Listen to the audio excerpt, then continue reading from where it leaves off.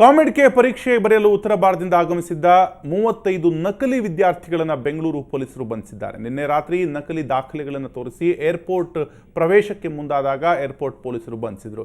ಕೆಲ ಮಧ್ಯವರ್ತಿಗಳ ಆಮಿಷಗಳಿಗೆ ಬಲಿಯಾದ ನೂರಾರು ವಿದ್ಯಾರ್ಥಿಗಳು ಉತ್ತರ ಭಾರತದಿಂದ ಆಗಮಿಸಿರುವುದು ಬೆಳಕಿಗೆ ಬಂದಿದೆ.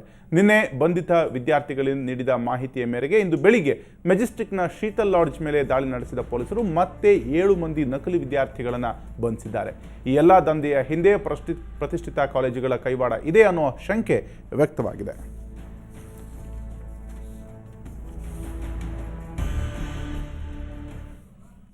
ಕೆಲವು ಹೊರ ರಾಜ್ಯದಿಂದ ಬಂದಿರುವ ಕ್ಯಾಂಡಿಡೇಟ್ಗಳು ವಾಪಸ್ ಹೋಗುವಾಗ ಅವರು ಏರ್ಪೋರ್ಟ್ ಮುಖಾಂತರ ಫ್ಲೈಟ್ ಮುಖಾಂತರ ವಾಪಸ್ ಹೋಗುವಾಗ CISF ಅವರಿಗೆ ಒಂದು ಸಂಶಯ ಮೇಲೆ ಅವರಿಗೆ ಸೆಕ್ಯೂರ್ ಮಾಡಿದರು.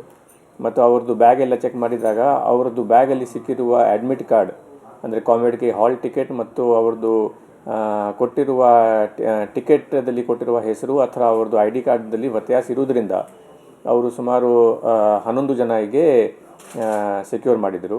ನೆಕ್ಸ್ಟ್ ದಿವಸ 12th ಅವರು ಇನ್ನೂ 17 ಜನರಿಗೆ ಸೆಕ್ಯೂರ್ ಮಾಡಿ ಟೋಟಲ್ 28 ಜನ ಮೇಲೆ 4 ಕಂಪ್ಲೇಂಟ್ BIL ಸ್ಟೇಷನಿಗೆ ಕೊಟ್ಟಿದ್ದರು. ಅದರ ಮೇರೆಗೆ 4 FIR BIL ಸ್ಟೇಷನ್ದಲ್ಲಿ ರಿಜಿಸ್ಟರ್ ಆಗಿತ್ತು. ಅದರದ್ದು ತನಿಖೆ CCBಗೆ ಹ್ಯಾಂಡ್ ಓವರ್ ಆಗಿತ್ತು. ಇವತ್ತು ಅರ್ಲಿ ಮಾರ್ನಿಂಗ್ ಮತ್ತೆ ಇನ್ನೊಂದು ಮಾಹಿತಿ ಮೇರೆಗೆ CCB ಅವರು ಒಂದು ಶೀತಲ್ ಲಾಡ್ಜಲ್ಲಿ ಮೆಜೆಸ್ಟಿಕ್ ರೇಡ್ ಮಾಡಿ ಇನ್ನೂ 7 ಕ್ಯಾಂಡಿಡೇಟ್ಗಳಿಗೆ ಅರೆಸ್ಟ್ ಮಾಡಿದ್ದಾರೆ ಮತ್ತು ಒಂದು ಯಾರು ಫೈನಾನ್ಸ್ ಮಾಡಿದ್ರು ಈ ಆಪರೇಷನ್ನಿಗೆ ಮತ್ತೊಂದು ಏಜೆಂಟಿಗೆ ದಸ್ತಗಿರಿ ಮಾಡಿದ್ದಾರೆ.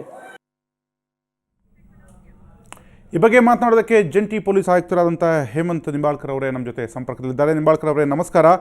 ಈ ಒಂದು ಕಾಮೆಡ್ಕೆ ಪರೀಕ್ಷೆ ಬರೆಯಲು ಬಂದಿದ್ದ ನಕಲಿ ವಿದ್ಯಾರ್ಥಿಗಳ ಬಂಧನ ನಿಜಕ್ಕೂ ಇದೊಂದು ಆತಂಕಕಾರಿ ಬೆಳವಣಿಗೆ ಅಂತಲೇ ಹೇಳ್ಬೋದು. ಅಷ್ಟು ದೊಡ್ಡ ಪ್ರಮಾಣದಲ್ಲಿ ವಿದ್ಯಾರ್ಥಿಗಳು ಬಂದಿದ್ದು ಈ ಒಂದು ದಂಧೆಯ ಹಿಂದಿರುವಂತಹ ಕೈವಾಡಗಳು ಯಾರ್ಯಾರ್ದು ಅಥವಾ ಈಗ ಬೆಳಕಿಗೆ ಬಂದಿರುವಂಥ ವಿಷಯಗಳು ಏನೇನು ಅಂತ? ಇಲ್ಲಿಗೆ ಒಂದೇ ಸತಿ 35 ಜನ ಸುಮಾರು ಸಿಕ್ಕಿದ್ದಾರೆ. ಅಂದ್ರೆ ನಾನು ಇದು ಒಂದು ಟಿಪ್ ಆಫ್ ಐಸ್ಬರ್ಗ್ ಅಂತ ಭಾವಿಸ್ತಾ ಇದ್ದೀನಿ.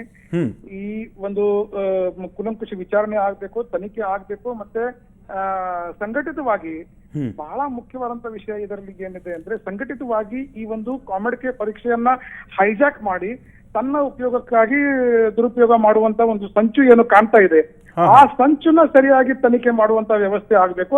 ಆ ವ್ಯವಸ್ಥೆ ಬೆಂಗಳೂರು ಪೊಲೀಸರು CCB ಮುಖಾಂತರ ಮಾಡ್ತಾ ಇದ್ದಾರೆ. ಓಕೆ, ನಿಂಬಾಳ್ಕರ್ ಅವರೇ, ಈಗ ಮೇಲ್ನೋಟಕ್ಕೆ ನೀವು ವಿಚಾರಣೆ ಮಾಡಿದಾಗ ಈ ವಿದ್ಯಾರ್ಥಿಗಳೆಲ್ಲ ಎಲ್ಲಿ ಅವರು, ಇವರೆಲ್ಲ ಪ್ರಸ್ತುತ ವಿದ್ಯಾರ್ಥಿಗಳ, ಎಲ್ಲಿಂದ ಬಂದಿದ್ದಾರೆ, ಯಾರು ಇವ್ರನ್ನ ಕರೆಸ್ಕೊಂಡಿದ್ದಾರೆ ಅನ್ನೋದ್ರ ಬಗ್ಗೆ ಏನಾದ್ರು ಮಾಹಿತಿ ಇದೆಯಾ? ಬಹಳಷ್ಟು ಜನ ಉತ್ತರ ಭಾರತದಿಂದ ಬಂದಿದ್ದಾರೆ ಅಂತ ಕಾಣ್ತಾ ಇದೆ ಮೇಲ್ನೋಟಕ್ಕೆ. ಮತ್ತೆ ಅವರಿಗೆ ಇಲ್ಲಿ ಕರ್ಕೊಂಡು ಬರ್ತಾ ಇರ್ತಕ್ಕಂಥ ಕೆಲವು ಏಜೆಂಟ್ಗಳ ಪಟ್ಟಿ ಮತ್ತೆ ಕೆಲವು ಏಜೆಂಟ್ಗಳನ್ನು ನಮ್ಗೆ ಈಗ ನಮ್ಮ ಇದರಲ್ಲಿ ಸಿಕ್ಕಿಬಿದ್ದಿದ್ದಾರೆ. ಅದರ ಮುಖಾಂತರ ನಾವು ಇದರ ಹಿನ್ನೆಲೆ ಏನು, ಮುನ್ನೆಲೆ ಏನು, ಇದಕ್ಕೆ ಪ್ರಚೋದನೆ ಮಾಡೋರು ಯಾರು, ಇದಕ್ಕೆ ಈ ಒಂದು ಬಿಸ್ನೆಸ್ ಅಂತ ಎಷ್ಟು ವರ್ಷದಿಂದ ನಡೀತಾ ಇದೆ. ಯಾಕಂದ್ರೆ ಈ ವಿಷಯ ಕಾಮೆಡ್ಕೆ ಶುರು ಆದ ನಂತರ ಆವಾಗದಿಂದ ಏನು ಈ ವಿಷಯ ಬರ್ತಾ ಇದೆಯಾ ಅದು ಹಿಂದಿನ ಎಕ್ಸಾಮ್ಗೆ ಕೂಡ ನಾವು ಈಗ ಹೋಗ್ಬೇಕಾಗತ್ತೆ. ಇದು ಒಂದು ಬರೀ ಒಂದೇ ವಿಷಯ ಇಲ್ಲ. ಈ ವಿಷಯದಲ್ಲಿ 35 ಜನ ನಕಲಿ ಅಡ್ಮಿಟ್ ಕಾರ್ಡ್ ತಗೊಂಡು ಏನು ಎಕ್ಸಾಮ್ ಬರೆಯೋದು ಒಂದು ಪ್ರಯತ್ನ ಮಾಡಿದ್ದಾರೆ. ಈಗ ಇದೇ ತರ ಏನು ಹಿಂದೇನು ಆಗಿದೆಯೋ, ಹಿಂದೇನು ಈ ತರ ಅಡ್ಮಿಷನ್ ತಗೊಂಡು ಕೆಲವು ವಿದ್ಯಾರ್ಥಿಗಳು ಈಗ ಡಾಕ್ಟರ್ ಆಗಿದ್ದಾರೋ ಏನು, ಇದೆಲ್ಲ ತನಿಖೆಯ ವಿಷಯ. ಆ ತನಿಖೆ ಮುಖಾಂತರ ನಾವು ಈಗ ಬಹಿರಂಗ ಪಡಿಸಲಿಕ್ಕೆ ಪ್ರಯತ್ನ ಮಾಡ್ತೀವಿ. ಓಕೆ, ಈ ಒಂದು ವಿಂಗ್ನ ಹಿಂದಿರುವಂತಹ ಪ್ರಕ್ರಿಯೆ ಏನು ಅಂತ, ಈ ವಿದ್ಯಾರ್ಥಿಗಳೊಂದು ಯಾರ ಪರವಾಗಿ ಎಕ್ಸಾಮ್ ಬರೀತಾರೆ, ಇವರಿಗೆ ಏನ್ ಸಿಗುತ್ತೆ ಅದರಿಂದ? ಈಗ ಮೇಲ್ನೋಟಕ್ಕೆ ನೋಡಿದಾಗ ನಾನು ಅದರಲ್ಲಿ ಕೆಲವು ವಿದ್ಯಾರ್ಥಿಗಳಿಗೆ ಮಾತಾಡುವಾಗ ಅವರ ಫ್ಯಾಮಿಲಿ ಬ್ಯಾಕ್ ಗ್ರೌಂಡ್ ನೋಡಿದ್ರೆ ಬಹಳ ಅಂತ ಏನು ಬಹಳ ದೊಡ್ಡ ಕುಟುಂಬದಿಂದ ಬಂದು ಪ್ರೈವೇಟ್ ಎಜುಕೇಶನ್ ಇನ್ಸ್ಟಿಟ್ಯೂಷನ್ಗೆ ಅಡ್ಮಿಷನ್ ತಗೊಳ್ಳುವಂತ ವಿದ್ಯಾರ್ಥಿಗಳು ಕಾಣ್ತಾ ಇಲ್ಲ. ನನಗೆ ಯಾರು ಒಬ್ಬ ಹೇಳ್ತಾನೆ, ನಾನು ಫಸ್ಟ್ ಟೈಮ್ ಫ್ಲೈಟ್ ಸಿಕ್ಕಿತ್ತು, ಅದಕ್ಕೆ ಫ್ಲೈಟ್ ಅಲ್ಲಿ ಬಂದೆ, ಫ್ಲೈಟ್ ಅಲ್ಲಿ ಹೋಗ್ಲಿಕ್ಕೆ ಸಿಗ್ತಾ ಇದೆ, ನನಗೆ ಒಂದು 3,000 ಕೊಟ್ರು ಅಂತ ಹೇಳ್ತಾರೆ, ನನಗೆ ಒಂದು 50,000 ಕೊಟ್ರು ಅಂತ ಹೇಳ್ತಾರೆ.